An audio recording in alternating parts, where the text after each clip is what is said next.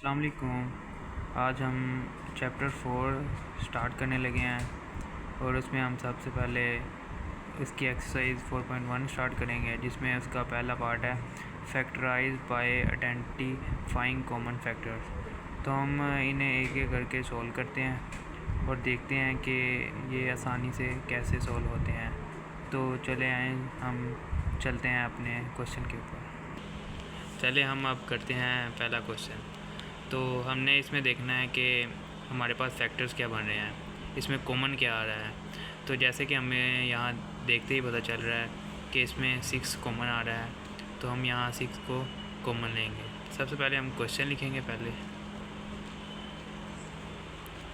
अब हमने यहाँ 6 कॉमन ले लिया, ठीक हो गया। अब यहाँ x के साथ 6 था, तो अगर जब हमने 6 कॉमन लिया तो यहाँ रह जाएगा x प्लस 6 तो 12 होता है। तो हाँ, तो यहाँ हम जब कॉमन लेंगे 6 को तो हमारे पास 6 2 12 होता है, तो यहाँ हमारे पास 2 आ जाएगा। तो जस्ट यही आंसर था इसका, सिंपल सा। अब हम चलते हैं दूसरे क्वेश्चन पे। अब यहाँ देखें, हमने फिर से देखना है कि अब यहाँ कॉमन क्या क्या आ रहा है। एक तो हमें नज़र आ रहा है कि y कॉमन आ रहा है दोनों में, क्योंकि दोनों में y है, और साथ में हम उसके साथ जो कांस्टेंट है, एक के साथ 15 है और एक के साथ 20 है। तो मीन्स यहाँ हमारे पास 5 कॉमन आ रहा है, तो हम 5 और एक y कॉमन ले लेंगे। जब हम 5y कॉमन लेंगे, 5 3 15, यहाँ 3 आ जाएगा, और यहाँ y स्क्वायर था तो यहाँ y आ जाएगा, और साथ प्लस 5 4 20 और 4 आ जाएगा। y हमने कॉमन ले लिया तो ये ऐसे ही आ जाएगा।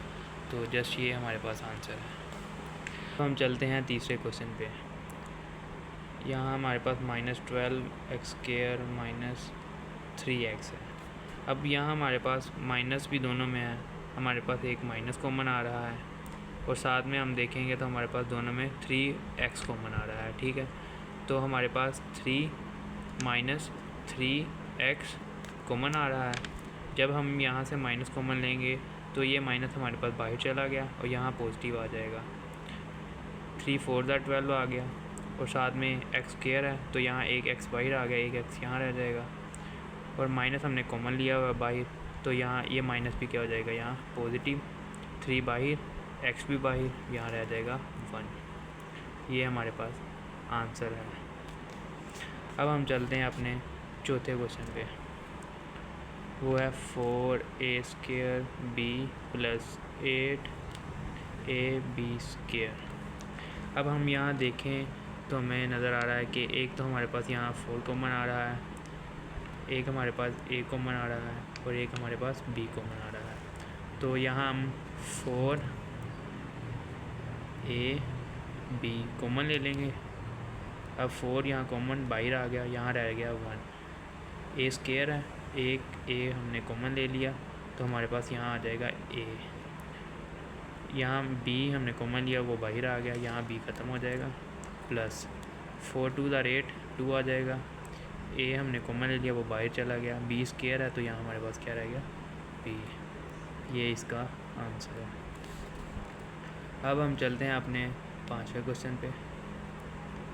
वो हमारे पास है xy -3x² + 2x। अब हमने इसमें देखना है कि कॉमन हमारे पास क्या आ रहा है।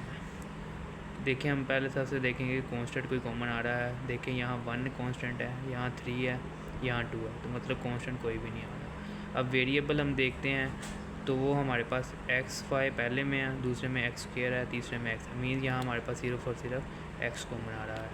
जब हम x कॉमन लेंगे, यहाँ y रह जाएगा, ये -3, यहाँ x² था तो यहाँ हमारे पास x आ जाएगा, प्लस यहाँ 2 वैसे का वैसे x बाहर कॉमन आ गया। तो यही आंसर है इसका। अब हम चलते हैं अपने आखिरी क्वेश्चन पे। 3a² b - 9ab² + 15ab। अब हमने इसमें देखना है कि हमारे पास कॉमन क्या क्या आ रहा है। अब अगर हम देखें तो यहाँ 3 कॉमन आ रहा है, क्योंकि यहाँ 3 है, और 9 भी 3 के टेबल में आता है, 15 भी 3 के टेबल में आता है।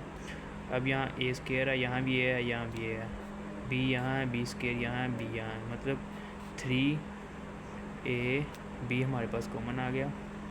जब हमारे पास 3ab कॉमन आया तो यहाँ हमारे पास रह गया a माइनस, यहाँ हमारे पास क्या रह गया 3 3 9 3a कॉमन आ गया, b स्केयर था तो यहाँ b रह गया, प्लस 3 5 15, यहाँ 3 5 आएगा, a b कॉमन आ गया तो ये हमारे पास ये इसका आंसर आ गया।